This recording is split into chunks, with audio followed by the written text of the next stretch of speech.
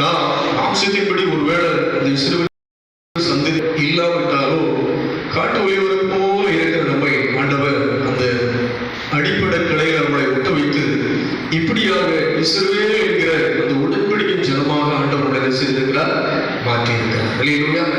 இப்படி உடன்படிக்கை ஜனமாக இருக்கிற அல்லது ரட்சிக்கப்பட்ட ஜனமாக இருக்கிற அவர்களுக்கு ஆண்டவர் கேடகமாக இருக்கிறார், பட்டயமாக இருக்கிறார். அல்லேலூயா.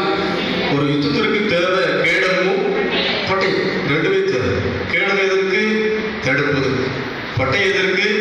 எதிராளியை வெட்டுறது. அப்போதான் என்ன செய்ய முடியும்? எதிராளிகளை ஜெயத்தை எடுக்கும். ஆண்டவர் அந்த ரெண்டு வேலையை அவர் செய்கிறார். அல்லேலூயா. அந்த ரெண்டு வேலையை அவர் என்ன செய்றாரு? அவரே கேடகமும் அவரே பட்டயமாக இருக்கிறார். அல்லேலூயா. ஆகையினால அவர் நமக்கு கேடகமாக, அவர் நமக்கு பட்டயமாக இருக்கிறதுனால சத்துருக்கள் இச்சகம் பேசி என்ன செய்வார்கள்? அடங்குவார். அல்லேலூயா.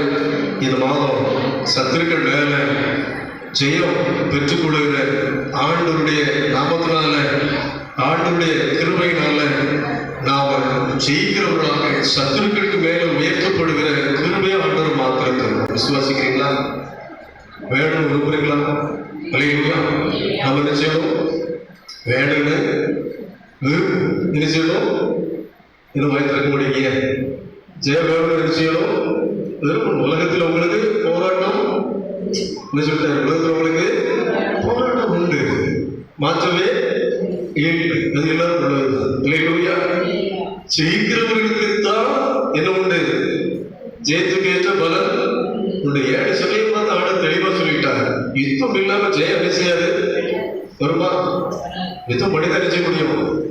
ஆமா, வெளியே பார்வையாளர் இருக்கிறவங்களே ஜெயம் என்ன செய்யாது?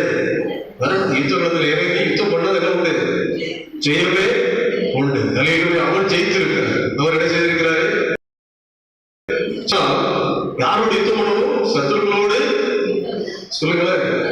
சத்துருக்களோடு, எதிராளியோடு, பகைகளோடு நினைச்சு நமக்கு யுத்தம் உண்டு. பிசாசு தான் எதிராளி. யாரு? பிசாசு தான் எதிராளி. அவங்க கூட்டாளிகள் நமக்கு யாரு? எதிராளிகள். அல்லேலூயா. அவர்களோடு நமக்கு உண்டு. சொல்லுங்க, யுத்தம் உண்டு. அல்லேலூயா. யுத்தம் சொன்னோட நினைச்சக்கூடாது, பயப்படவே கூடாது. அது வேண்டாம் நினைச்சக்கூடாது, ஒதுங்கவும் கூடாது. ஃபீல்டில் இறங்கி ஜெயிச்சாதான் அடுத்த லெவல்